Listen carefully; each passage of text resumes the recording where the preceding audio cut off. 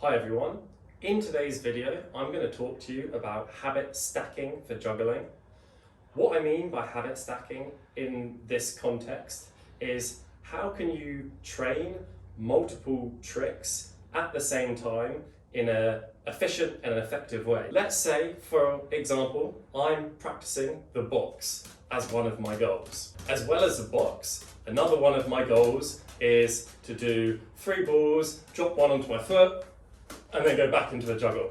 Instead of doing, for example, 10 minutes on the box exclusively and then 10 minutes on the foot, how can I combine practice in a way that makes sense and isn't gonna take anything away from either one of them? So the first thing you need to do is break down the tricks into their logical steps. So I'm not gonna go through all the steps of the box and the foot thing, but you have to do this to identify a step that might fit in with the practice.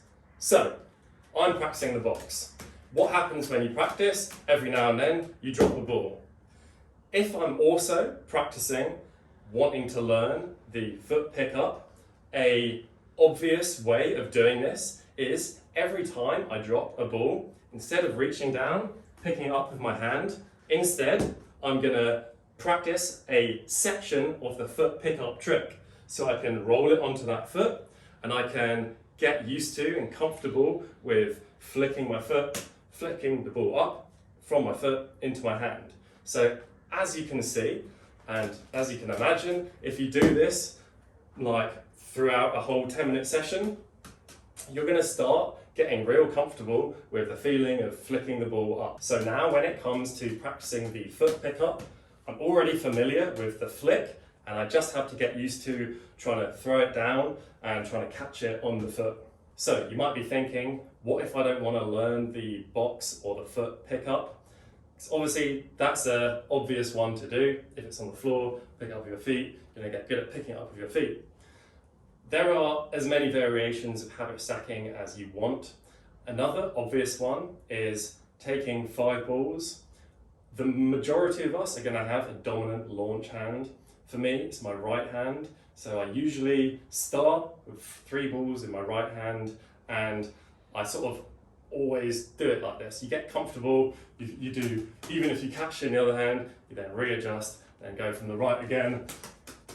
And a way to habit stack improving left hand while also primarily focusing on improving your 5-ball cascade would be start in one in the right, one in the left. Don't make it easier for yourself by doing that. Instead, make the extra bit of effort. It's going to make it harder. You're going to drop more, but over time, it's going to pay off. Especially when it comes to doing 6 balls, you're going to have to learn to launch 3 in the left hand. So you may as well improve that at an earlier stage rather than getting really good at 5 balls, then starting 6 and being like, oh no, I've got to start all the way from the beginning again. So that would be something like starting, do 1 in the right, say 5 catches, then 1 in the left, and then if you're doing like 5, then 6 catches, you can change it over, 6 catches, etc. The reason I'm actually making this video was because of something I noticed in my own practice the other day.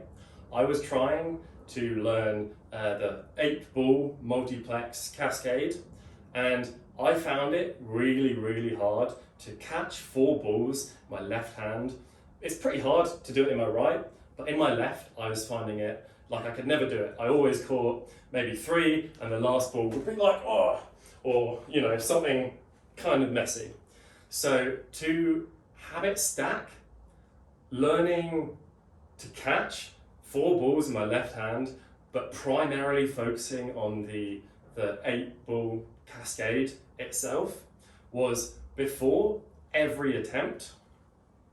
Usually I'd be adjusting, getting my hands ready like this, making sure it's all right in my hands, and then I'd go for it. Instead of that, I would make sure that I start with 5 in my right, and before every attempt, simply throw that 5th ball into the left hand, and then adjust, either using that hand or both. The idea is just simply getting used to that throw and that catch And over time, that's really going to help the actual cascade itself and trying to get the last ball properly caught in my hand in the right place. Another final example with 3 clubs. Lots of people, when they're starting out, find it quite difficult to not just hold and launch, but to catch 2 clubs in one hand. It's very unnatural. So you can take a similar thing to what I just said with the 8 balls. Before every attempt, 3 clubs, for example, the primary focus is learning the 3 club cascade. So before every attempt of that, you could simply go either like this, or just one. Do you see, instead of going, however you're catching it, to fumble, readjust, you add this small 1 throw trick into your practice, just like this. You're getting used to catching it. It's not the same as obviously going like that.